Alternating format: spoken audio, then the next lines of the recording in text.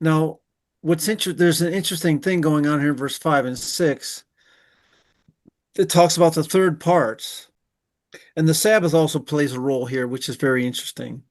But it's the third part, um, and it's interesting where they are. So the third part will enter in on the Sabbath, uh, even the keepers of the watch of the king's house. The third part shall be at the gate, and the third part shall be at the gate behind the guard. So we have the third part on the Sabbath around the king's house. We have the third part at the gate of Shur, and the third part behind the gate. So you'll notice that there's the house, and then the representation of the gate is really important. But there's a third, there's a third, and there's a third, um, which is very interesting. When you go to Revelation, remember the trumpets, you deal with the third parts. Um, and of course, we're going to have trumpets here connected to the coronation of the king as well. So in verse 7, it says, "And two parts of all you that go forth on the Sabbath, even they shall keep watch over the house of the Lord about the king." Well, why is this idea of going forth on the Sabbath? What does that mean? What is going forth? So you'll notice the idea of going in, the entering in, notice in verse 5, "A third part of you that enter in on the Sabbath, even shall be keepers of the house." So there's this entering in, and then there's this going out, going forth. So the idea here is that they go into the house of God to worship, and then when they go forth, they're supposed to be going forth as a blessing. The blessing goes forth. Uh, the priest actually stands at the door, and the Lord bless you and keep you and cause his face to shine upon you. The blessing of God's presence, if it just stays within the house and doesn't go out to the people, is no benefit to the people, right? So it's the same idea as this going forth of the light, or the going forth of the water from the throne. The going forth of this is when the blessing, or the contents of what's in the house, which is actually God's presence, then goes forth to the people, goes out to the people. So this idea of going forth is really important. A lot of the I was in Psalm, what's it, 68. A lot of times we get confused with this, but in Psalm 68, for example, the idea here is that God is going forth. So if you're in Psalm 68, of course, it's talking about God arises, verse 1. He's riding upon the heavens, verse 4. God is in his holy habitation. So it says, verse 7, "When you went forth before your people, then the earth shook, and the heavens dropped." And this is at Sinai, right? And then, of course, if you go to verse 24, he says that they have seen thy goings, O God, even thy goings of my God out of the sanctuary, or in the sanctuary. So the idea here is that the king, he's God is described as the king, and he's going forth out of the sanctuary. And the idea here is verse 25, the singers went before him. And then he's actually called in verse 26, "Bless ye God in the congregation, even the Lord from the fountain of Israel." So he's described as a fountain of water, a spring of life that's going forth, right? And then verse 35, he says, "O God, thou art terrible, O out of thy holy places, the God of Israel, he that giveth strength and power to his people." So the idea here is that God is going forth.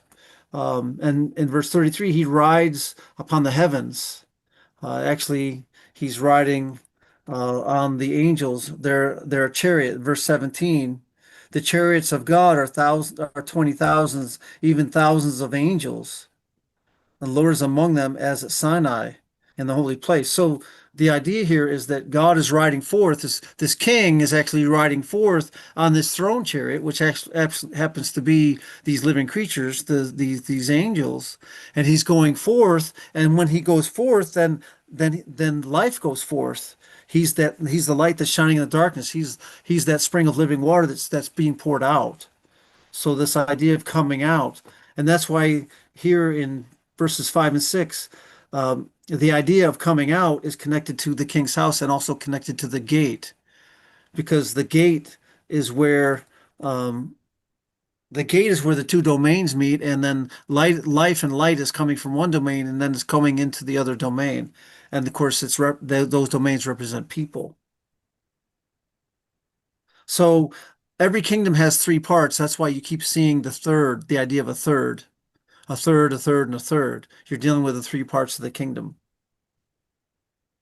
The same thing we saw in in Chronicles when there's the king and then there's the priest and then there's the prophet, or there's the prophet and the priest, and then there's the numbered group, or the Keharathites, Joab and the officer. There's always three parts. Does that make sense? So when he describes this, by the way, this is very interesting because it really describes the same type of imagery you see in Revelation 14 with 144,000. And Mrs. White talks about them, surrounding and making a perfect square around Christ in the vision in early writings. Was the same idea here, is that they compass the king round about, and then every man with his weapon in his hands, and anyone that comes within ranges, then then he's going to be slain. By the way, this is the same thing they did at Mount Sinai. Remember, they make the barrier around the mountain, and anything that pushes through that barrier, it will be slain. So the idea is that you cannot force your way in. Force does not work with the King of righteousness. You can't force your way in because you're not the king. So be with the king notice what he says in verse 8, be ye with the king as he goes out and as he comes in. So the movement of the king going out and then the movement of the king coming in is very important here, right? Does that make sense? So let me give you another scenario where this might make sense to you. So one day you hope to see your king,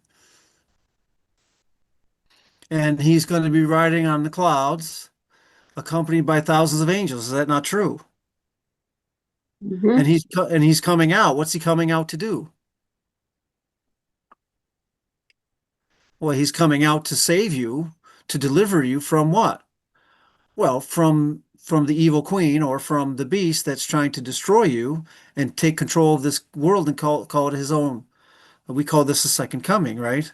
And so he's going God this the king's going to come out and he's going to save you. He's going to deliver you. And of course, when he delivers you, what happens to the beast and his kingdom? What happens to Athaliah? Well, she's going to be destroyed. And then, but he's gonna come out and he's gonna bless you. But he's not just gonna leave you there, right? What's he gonna do? Well, he's gonna take you up and he's gonna bring you back into his house, right? Kingdom. Yes. So he's gonna go out and then he's going to bless you, and then he's gonna take you and bring you into his house, right? Right. By the way, that's why the whole idea of having the covenant. Notice in verse 4, um, when the high priest when the priest makes the covenant with the captains of the guards, he brings them into God's house to make the covenant, because that's where you bring them into the house. That's where the covenant is made. Does that make sense? Mhm. So so this whole process here is all reflecting the little parts of the picture are also reflecting the bigger part of the picture, is what I'm trying to explain to you. So the captain over the hundreds, by the way, is going to be mentioned multiple times here in this chapter. Um, and you'll see the important role that the captains over the hundreds play. And by the way, if you want to put that in Revelation 14, Revelation terms or Adventist terms, you would say these are the 144,000. They play this role, right? They play this role of being around the king. They also reflect the king, So this is where the captains of the hundreds come to play here. So you'll see it in verse 9. The captains of the hundreds did according to all that Jehoiada the priest commanded. They took every man his men that were to come in on the Sabbath with them that should go out on the Sabbath and come to Jehoiada the priest. So you see how he keeps mentioning going in and out. Hmm. So the whole point here is that the coronation of the king is connected to this movement in and out of the sanctuary. It's not something that's stagnant. It's not sitting still. There's movement.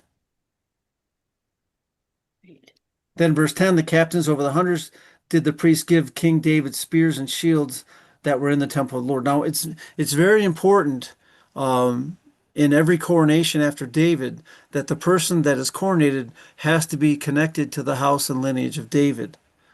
So you'll notice in Solomon when we looked at First Kings, they used David's mule.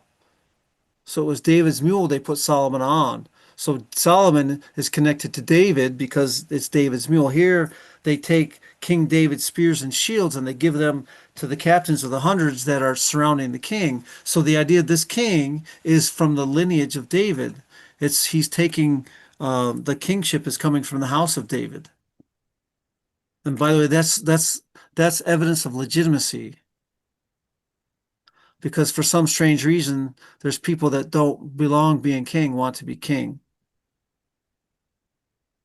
So the guard stands, every man with his weapons, verse 11, round about the king, from the right shoulder or corner of the temple to the left corner of the temple. By the way, I think it's cool that it talks about the right first because that's the priestly side, and then it goes to the left, which is the kingly side, and it's talking about this transference from priestly to kingly.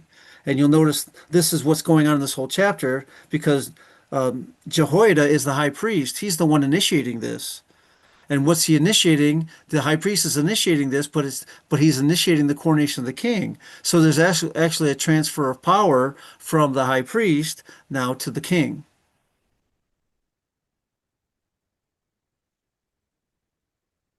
And that's important for us because we have a high priest right now who's also going to transition at some point to be king, and there's going to be a transfer of power from his high priestly ministry then to his kingly ministry.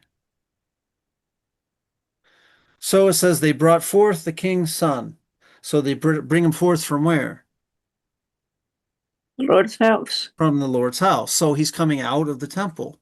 So the direction is coming out, right? So they bring him out of the temple and they put the crown upon him and they gave him the testimony. That's the scroll. And then they made him king and they anoint him. So there's three things. See, they give him a crown, they give him the scroll, the testimony, and they anoint him with oil. And then they clap their hands and they say, God save the king. God save the king. Or May the king be source of the life. that's right. Yep. That's right. So God make everything whole through the king, or God saves through the king, right? Actually, the word there is to make whole, or to bring to completion. So it can also be translated, let the king have life. The idea, this is why the Bible talks about in Psalm 2, for example, that the day the king is coronated is the day of his birth, because that's the idea that God gives him life that day. But the real idea here is that God is making something, use it through the king, God's going to make things whole or bring back to wholeness, completeness. So when Athaliah hears the noise, when Athaliah hears the tidings from the east and the north, if you're in Daniel 11, of the people, she came to the people into the temple of the Lord, and when she looks, what does she see? A widow king. Yeah. Well, she sees a king standing by a pillar. And this is significant because this is the pillar Boaz at the porch of the temple. So the point is that while Jehoiada is inside doing these things inside the temple, and the king is inside the temple for 6 years, nobody knows it. But see, so the blessing of the king doesn't affect the people until there's a revelation of the king. The blessing has to go from within the temple out to the people. So here's the king, and he's standing by the pillar, and he's standing by the pillar Boaz. And the pillar Boaz, by the way, happens to be on the left side of the altar, well, the left side of the outer court. And really, there's no left side. It's the right hand of the congregation, but it's the left side. If you're looking at the right side, is the pillar Jachin. That's the priestly side. So here he's standing at this pillar, And then it has a strange phrase, the king stood by the pillar as the manner was. So what they're saying is that this is the place where the king is coronated on a regular basis, and when he's made known to the people that he's king. And of course, we could go into this idea of the king standing, which is throughout Daniel 11, which is gives us an understanding of Daniel chapter 12 when Michael stands up. This idea of standing is when the person becomes king. And this is what's taking place, by the way, in Revelation chapter 5. It's also taking place through many places in the book of Revelation, Revelation chapter 10, Revelation chapter 14. Over and over again, it describes Christ in some form, whether it's the lamb standing or whether it's a lamb standing on Mount Zion, like Revelation 14, or whether it's an angel comes down from heaven and standing in Revelation 10, or the various forms of Christ standing, all are a reflection of or connected to this idea of Michael standing up in Daniel 12, verse 1. And obviously the idea of when Michael stands up in 12, verse 1 from Daniel 11, that's when Christ is made king. That's when he becomes king. And of course, this is the tidings from the east and the north that we talked about in Daniel 11 that Athaliah hears in Revelation 13, the noise of him becoming king.